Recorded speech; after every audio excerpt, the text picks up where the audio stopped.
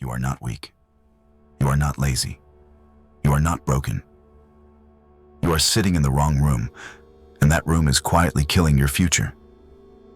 You wake up early, follow the rules, stay disciplined, do what you were told would work. Yet nothing moves. No momentum, no breakthrough. Just days that blur together. This is where most people panic and blame themselves. But listen carefully. You were not attacked. You were not betrayed. You were not unlucky. You were sedated. The most dangerous rooms do not scream or threaten.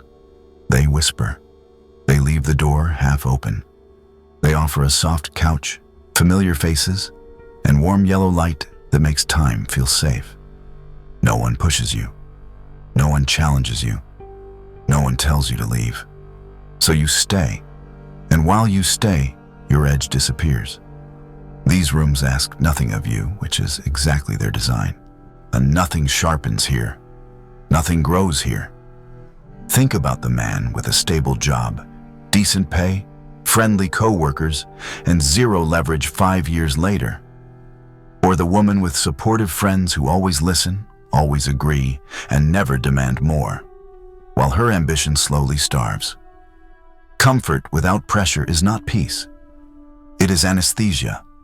Power does not die in chaos. It dissolves in comfort.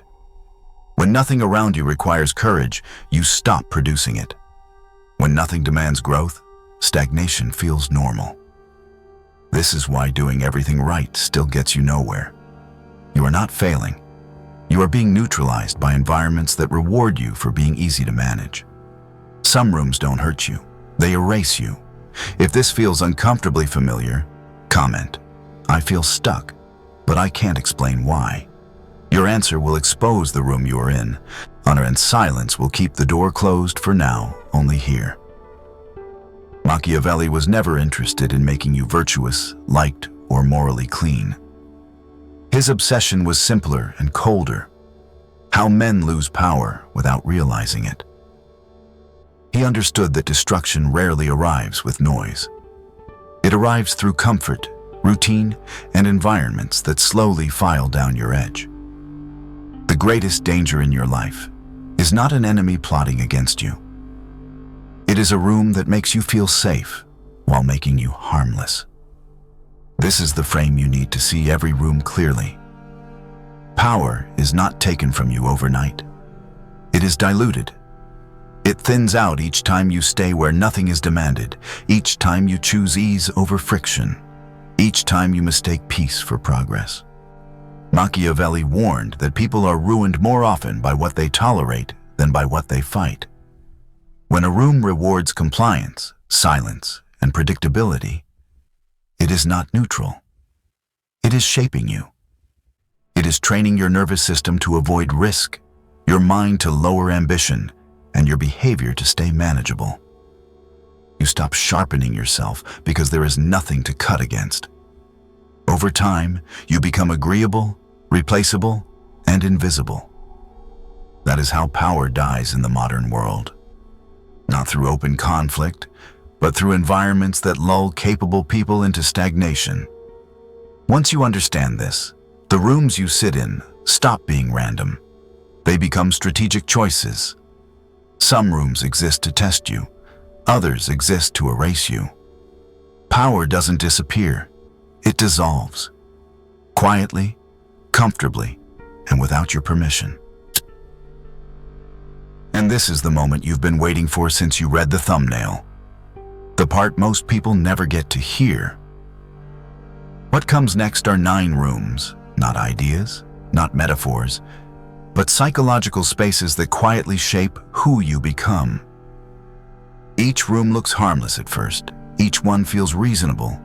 But together, they explain why effort stalls, ambition fades, and capable people disappear. These rooms don't test you, they condition you. And once you see them, you can't unsee. Room 1, the Sympathy Lounge. You don't enter this room thinking it's dangerous. You walk in tired, frustrated, needing to be heard, telling yourself, I just need to vent. The air is warm. The couch is soft. Faces nod in rhythm as you speak.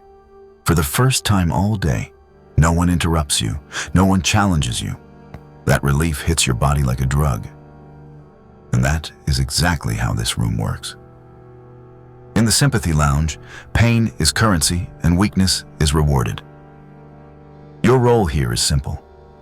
You are the storyteller of struggle. You speak, they listen, and an unspoken rule locks the door behind you. No one in this room is allowed to rise too far above the others. Growth makes people uncomfortable. Solutions end conversations, so complaints become the glue.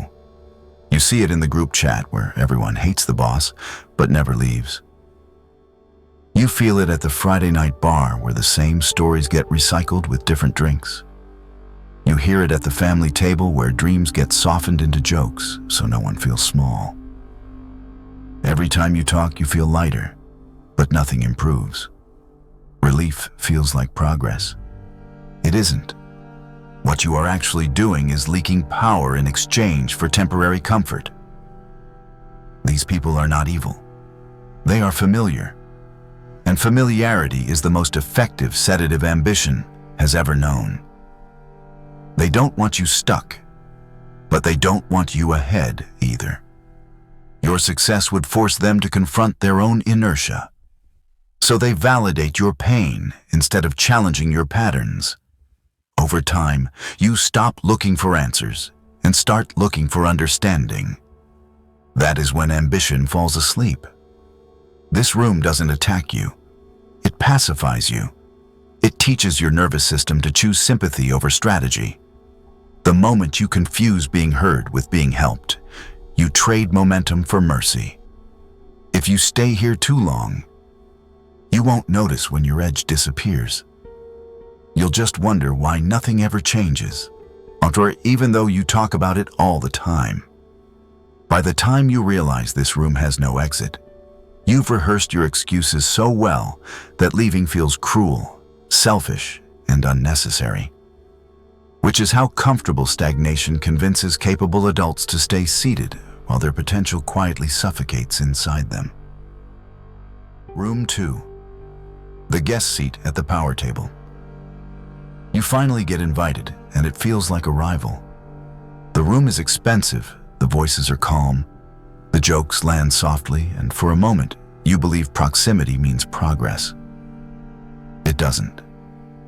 This room is designed to let you watch power without touching it. You are close enough to feel important, but far enough to stay irrelevant. Networking here feels productive, but nothing actually moves. You listen more than you speak. You nod more than you decide. At VIP events, you stand near influence, holding a drink, absorbing language, copying posture, mistaking access for leverage.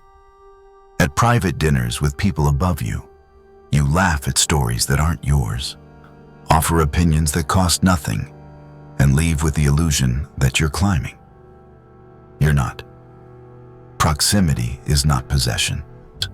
Being allowed in the room is not the same as shaping outcomes. In this space, your role is clear even if no one says it out loud. Be agreeable. Be interesting. Never disrupt the flow. The unspoken rule is simple. Guests don't rearrange furniture. So your hunger slowly fades. You start dressing like them, talking like them, thinking like them, while your position stays exactly the same. This is how ambition is neutralized with politeness. Power enjoys spectators because spectators validate status without threatening it. They keep you close enough to admire, never close enough to compete. Over time, you confuse being invited with being chosen. You tell yourself you're learning, building relationships, waiting for the right moment. But the moment never arrives because you were never meant to act. And this room rewards patience and punishes initiative. It trains you to believe access is the prize when leverage is the only currency that matters. You're allowed to sit, not to move anything. If this feels familiar, it's because you've been dining on illusion instead of authority. The solution is brutal and simple. Stop chasing rooms where you're tolerated and start building positions where you're needed. If you've been close to power but never holding it, comment, "I've been close to power but never holding it." Notice how comfortable the chair feels, how easy it is to stay quiet, and how quickly years pass when observation replaces ownership without anyone asking you to lead. Room 3. The small pawn throne. This room feels flattering at first, because you finally feel seen. People praise you, ask for advice, and treat you like the smartest person in the room. Your confidence grows, but your edge dulls. When you are the best here, you stop being tested, and without pressure, growth quietly dies. This is the throne built inside a small pond. The water is calm, familiar, and shallow, and you mistake comfort for dominance. In this room, ego is constantly fed by people who need you to stay exactly where you are. Your role is clear. Be impressive, but never leave. The unspoken rule is simple. If you rise too far, the pawn loses its king. You see this with old friend groups, where everyone still talks about high school wins and laughs at the same stories. You feel it in small offices where you are always the top performer, always the fixer, always the benchmark. Being the best here feels safe, but it is lethal.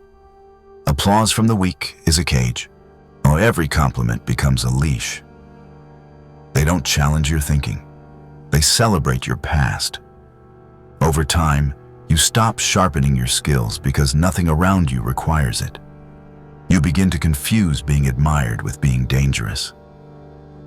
While you sit comfortably on this throne, real competition is happening elsewhere, and you are not invited because you look settled. This room slowly convinces you that you've arrived, when in reality, you've stalled. The tragedy is subtle. No one is holding you back. No one is sabotaging you. You are choosing familiarity over friction.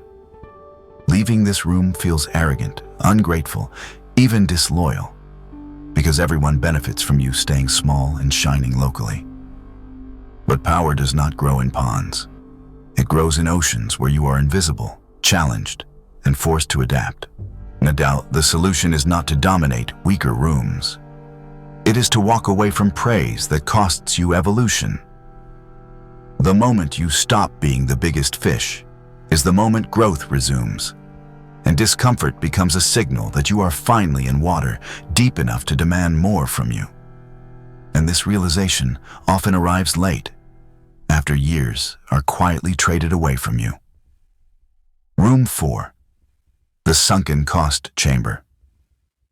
This is the room you enter telling yourself you are being strong, loyal, and disciplined, because leaving would mean admitting loss. You say, "I have invested too much to walk away." And that sentence becomes the lock on the door. The air here feels heavy, like unfinished conversations and unresolved promises. Nothing explodes in this room. Everything just drains. Perseverance and slow suicide look identical here until years are gone. You stay in relationships that no longer respect your direction. You keep business partners who consume energy but create no leverage. You attend social obligations out of habit, not alignment, because history feels safer than emptiness. The unspoken rule is brutal. Do not question the past. Do not calculate the future. Just keep paying. This room feeds on memory. It convinces you that quitting is weakness and endurance is virtue, even when endurance is only extending decay. Time already spent has no vote, but this room pretends it does. Every extra hour you invest is framed as proof of character, while quietly stealing momentum from the person you could become. You are not building anymore. You are maintaining damage. The most dangerous part is emotional. Leaving feels like betrayal, like erasing effort, like saying the last 5 years meant nothing. That fear keeps capable people trapped far longer than failure ever could. Power requires clean exits. It demands the ability to cut without nostalgia. When you refuse to bury the past, it follows you into every decision and bleeds the future dry.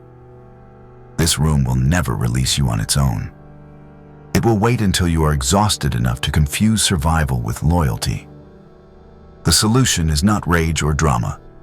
It is surgical honesty. Ask one question without emotion. Will the next hour produce a return?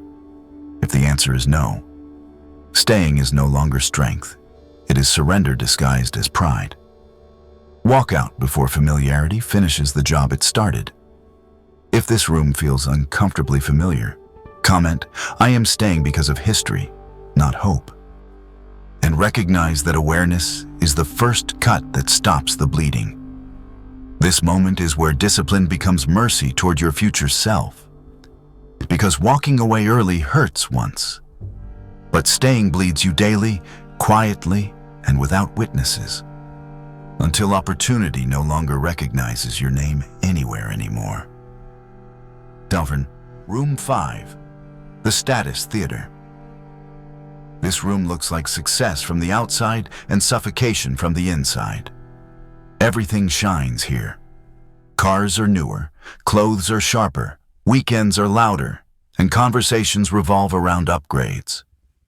You enter because you want to be seen, respected, taken seriously. What you don't see yet is the pressure behind the lights. In this room, status is rented, not owned, and the rent is due every single month. False status is built on two things only: debt and constant performance. You buy the car to match the circle, the lifestyle to keep your seat, and the image to avoid questions. Consumption replaces power. Instead of building leverage, you maintain appearances. The unspoken rule is ruthless. Never admit strain. Never slow down. Never look uncertain. So you keep spending, smiling, and nodding, even when your chest feels tight. You see this in people who drive cars they cannot afford, attend events they secretly resent, and surround themselves with friends who measure worth by receipts. The applause feels real, but it disappears the moment you stop paying. This room punishes honesty and rewards exhaustion. One bad month becomes a crisis because everything is leveraged. You can't take risks. You can't pivot. You can't step back without losing face. Over time, anxiety replaces ambition. You stop asking what builds power and start asking what preserves image. That is the trap. Looking rich is the fastest way to stay poor. This room turns capable people into performers trapped on a stage they built themselves. The lights never turn off, and the audience doesn't care if you collapse. The solution is not minimalism or moral purity. It is control. Real power is quiet, liquid, and flexible. It doesn't need witnesses. It needs options. The moment you stop performing and start reallocating resources toward freedom, this room loses its grip. Walking out feels like social death at first, but staying guarantees financial suffocation later. One costs pride, the other costs your future. This is how image becomes a leash, and the longer you perform, the harder it feels to admit you were never free to begin with anyway. Because approval fades fast, while debt and pressure compound silently over time always. Room 6, the neutral corridor. This is the place you enter believing you are being mature, strategic, and calm. You tell yourself that staying neutral keeps options open, but what it really does is erase you. In this corridor, you avoid conflict, you soften opinions, and delay decisions until the moment passes without you. At work, you watch power struggles and stay quiet, hoping neutrality protects your position. In friendships, you refuse to choose sides, thinking you are being fair, while both sides quietly stop trusting you. The unspoken rule here is simple. Do not stand for anything strongly enough to be remembered. Neutrality feels safe because no one attacks you. But invisibility is the real cost. No one backs people they cannot read. No one risks for people who disappear under pressure. Over time, this corridor trains you to confuse peace with value. You become agreeable, flexible, and forgettable. Opportunities bypass you because decision-makers do not know where you stand. Conflicts resolve without you because you were never counted as reliable. This room does not create enemies. It creates absence. Avoiding truth feels polite in the moment, but it teaches others that you will vanish when things matter. That reputation spreads quietly and permanently. Power does not live in the middle of the hallway. It lives where lines are drawn and consequences are accepted. When you refuse to choose, others choose for you, and they rarely choose you. No one fights for ghosts. The solution is uncomfortable but necessary. Develop a spine. Take positions you can defend. Accept that clarity creates friction, and friction creates respect. Standing for something will cost you comfort, but standing for nothing costs you relevance. Walking out of this corridor means risking disapproval, tension, and temporary loss. Yet staying guarantees a slow fade into irrelevance. In the long run, being disliked by some is far safer than being ignored by all. This corridor teaches you to survive socially, but never to win strategically. And that trade feels harmless today, while silently deciding how small tomorrow becomes for you if keep choosing comfort over clarity. Room 7. The Childhood Mirror Room. This room knows your name, your past, and every version of you that existed before you learned restraint. You don't enter it intentionally. You drift back through hometown visits, old group chats, family gatherings, and casual check-ins that feel harmless. The mirrors here are subtle but brutal.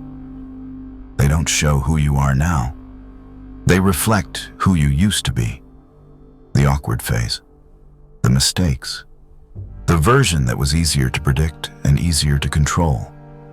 In this room, growth feels like betrayal.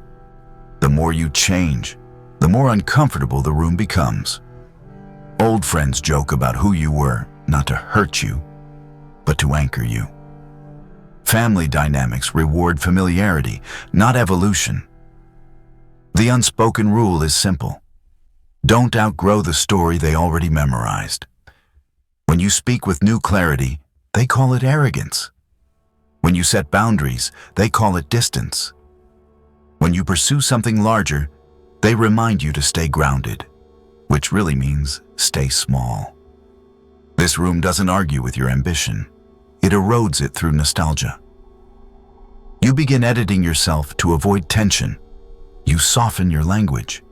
You shrink your vision, not because you lack courage, but because you want peace. Over time, you feel strangely weaker every time you return, as if the air itself pulls you backward. That is the anchor at work. Old identity is heavy. It resists movement. They remember who you were, not who you're becoming. And the more you try to be both, the more fragmented you feel. This room convinces you that loyalty means consistency, even when consistency blocks growth. It frames change as abandonment, when in reality, stagnation is the true betrayal of your future. Power cannot fully form in rooms where your past outranks your present. You cannot wear a new identity where the old one is still enforced. The solution is not anger or cutting everyone off. It is distance with intent. You must decide which mirrors you keep and which ones you stop standing in front of. Respect does not require constant access. Evolution does not need permission. Walking out of this room feels cold at first, but staying guarantees you will always feel smaller than you actually are. And if every return leaves you doubting yourself, comment, I feel smaller when I go back and recognize that some rooms preserve memory, not destiny. And power grows only where your present is allowed to outweigh your past without apology. Room 8, the safe career office. This room feels responsible, adult, and sensible, which is why it traps so many capable people. You have a stable job, predictable income, and co-workers who leave you alone. No chaos, no threats, no urgency. At first, it feels like relief. Over time, it becomes erosion. In this office, comfort is not kindness. It is domestication. You are not pushed because you are not expected to grow. You're not fired because you are not selected for anything greater. The unspoken rule is quiet. Do your tasks. Don't cause waves. Don't outshine the structure. Slowly, challenge disappears from your calendar. You stop learning aggressively because nothing requires it. You stop competing because no one around you sharpens you. Years pass, reviews stay positive, and your leverage stays flat. You see it in people who have held the same title for half a decade, who know the system perfectly but haven't built anything transferable. They feel safe but oddly invisible. This room rewards reliability and punishes ambition without ever saying so. You become easy to manage and therefore easy to replace. The danger is subtle. You don't feel stuck, you feel settled. That feeling costs you more than failure ever could. Safety trains you to avoid risk, and risk is where power is forged. When nothing around you demands courage, courage atrophies. When no one challenges you, you stop challenging yourself.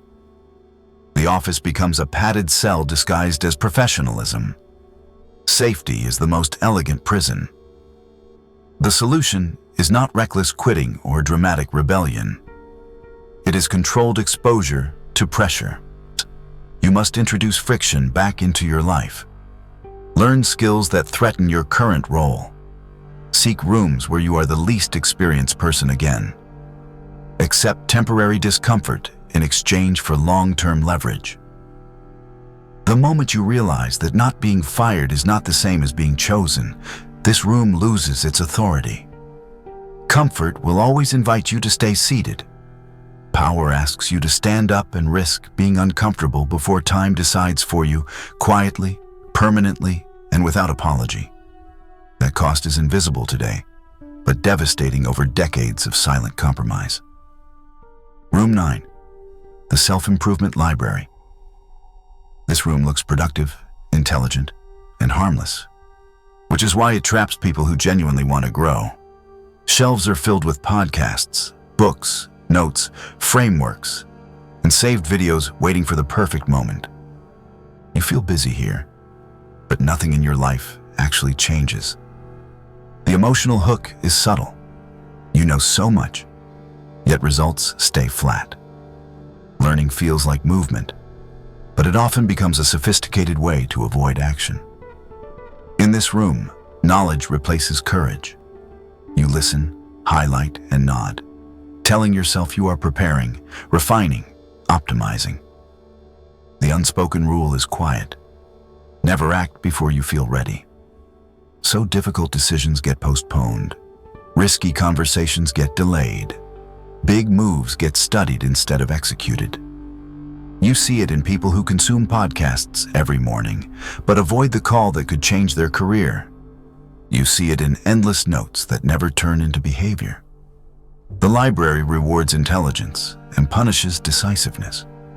It gives you the moral comfort of effort without the danger of exposure.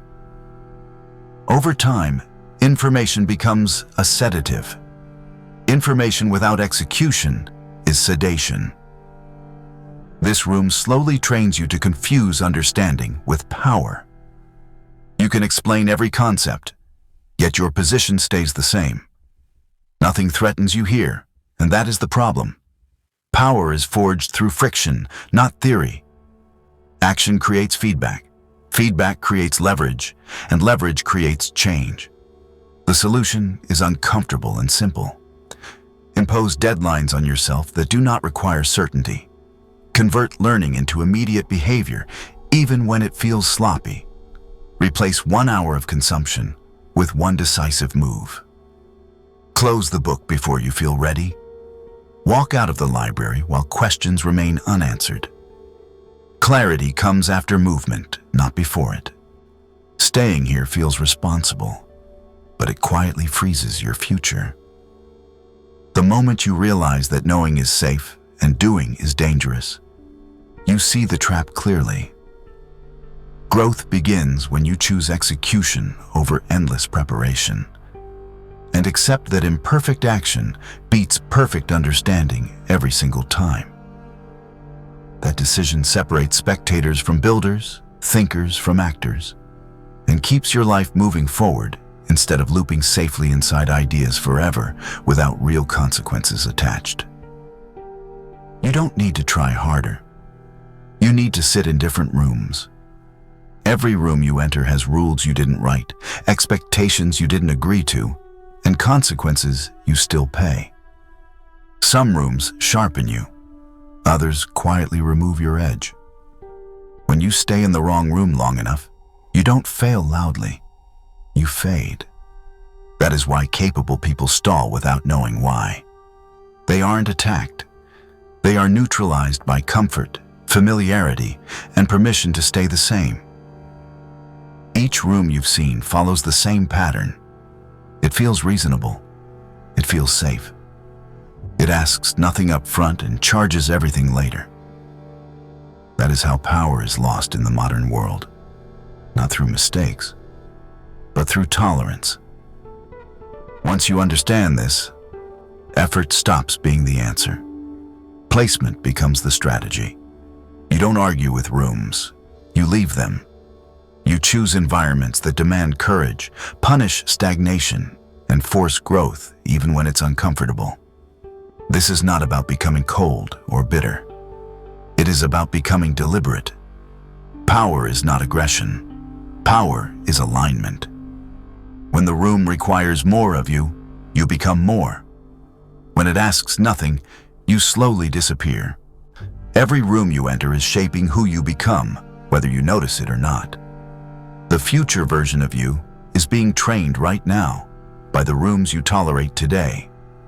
So stop asking how to push harder and start asking where you are sitting. If you want change, change the room before time changes you. Comment, "I choose my rooms," as a declaration that comfort no longer gets to decide your fate. And subscribe if you want to understand power without becoming bitter, because clarity is not cruelty. And choosing better rooms is how disciplined people quietly win while others wonder what went wrong around them eventually.